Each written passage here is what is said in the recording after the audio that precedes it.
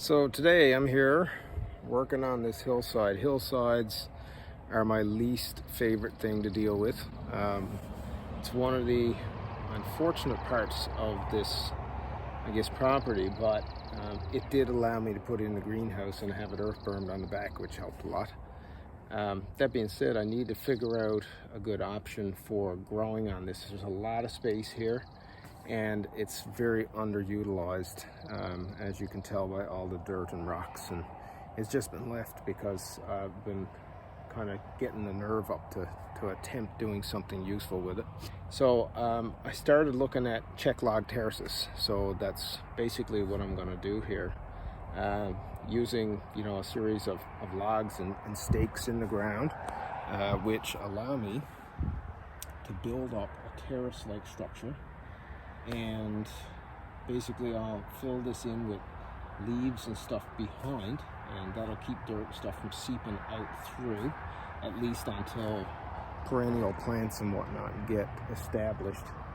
So that's the plan here, is mainly for perennials, potentially expansion on strawberries. It's a great hillside in terms of solar coverage. It gets sun for basically, the sun is setting now and it still has sun, and it won't shade anything down below, which is great because that's where my peas and broad beans and stuff are. And I actually have another probably 15 feet that I can extend on those next year. So the idea is with a Czech Log Terrace is that you stake out the ground and you build up logs. You kind of build it as level as you can, knowing that you're going to kind of level off the ground above, and then you plant perennials in it. And the plan here is that this here is a walkway. This will be a planting bed, then the next one up will be a walkway, and then this next one above will be another planting bed, and then the other walkway will be for the strawberry beds above.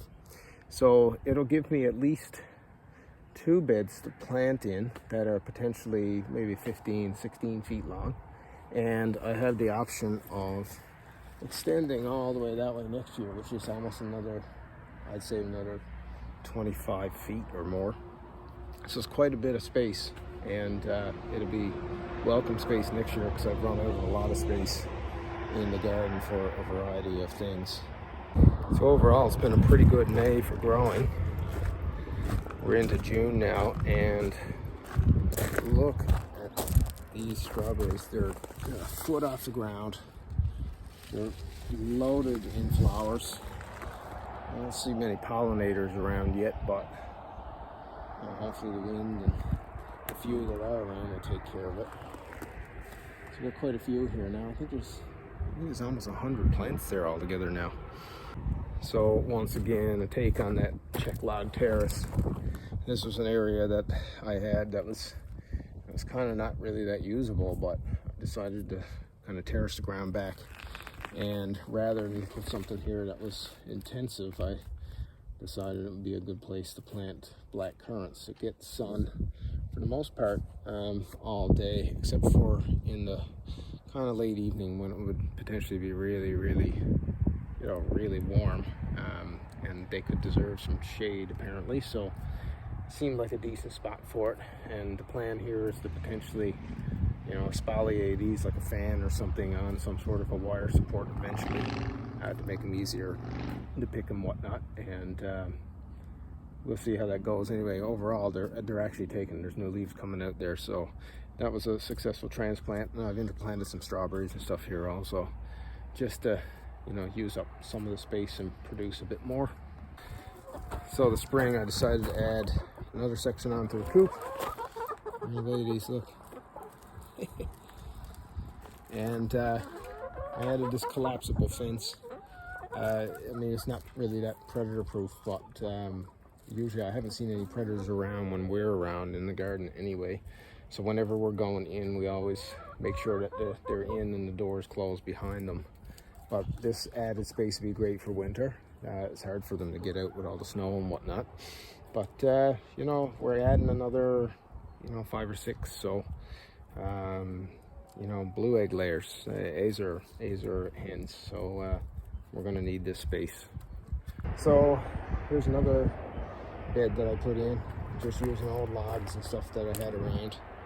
And there's raspberries in here. I think there's 8 or 9. These are Queen Anne, I think they're called. They're yellow raspberry. And whatever prunings I've took off of it, I'm propagating in the greenhouse for use later on when I add another bed up in the other end of the garden. So I'm trying to take advantage of whatever solar coverage that I have to grow as much possible food on this lot as I possibly could. So the garden's going pretty good. We have a lot of wind here, which is unfortunate. Things tend to be about 2 weeks behind everywhere else. You see everything is still row covered. We're already into June, but it's just the wind is brutal. So luckily my onions, this is my beds that I did earlier. These are all converted to no dig, and the onion beds are all multi-sown onions, and surprisingly they're actually growing really, really well. And I mean they're a little behind maybe compared to, let's say, sets, but I'm pleasantly surprised about how well they grow in clumps. Celeriac down here under the row cover. This is maybe a little cool for that. I maybe jumped the gun on getting that guy put in, but what do you do? It seemed like the right thing to do at the time, and the row cover definitely helps keep the warmth up in there. And of course the Ballbills for the Ballbill project. These are going amazingly well. I'd say that most of these are now at least more than 1/4 of an inch in diameter. So there's about 200 per tray, which is pretty densely planted, but considering they're actually growing really, really well. I'm pleasantly surprised.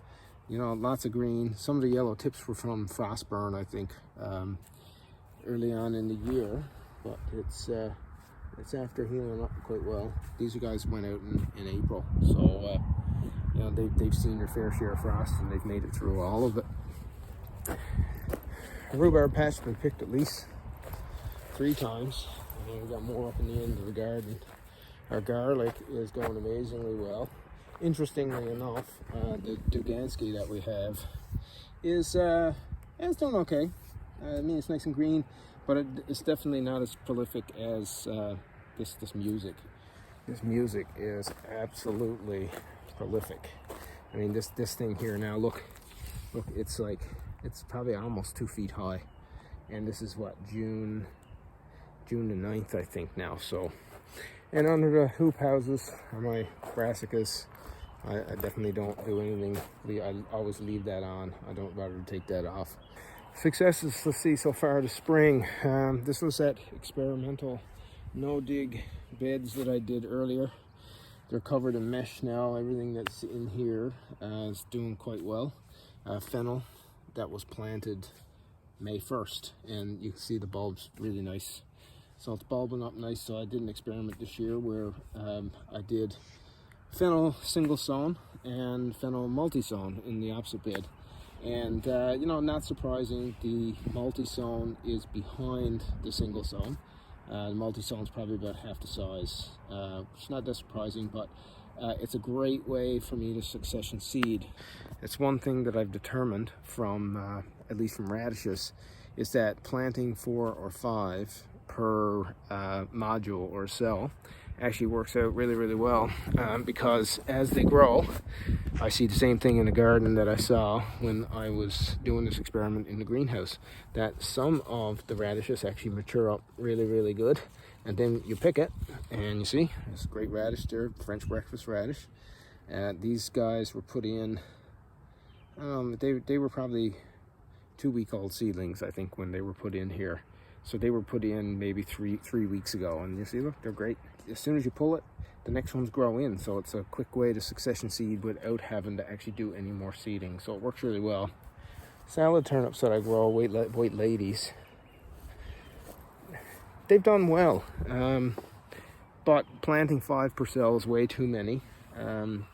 You get more of a distribution in sizes by doing it that way. I find that 3 works really good. You get more uniform sizes, and they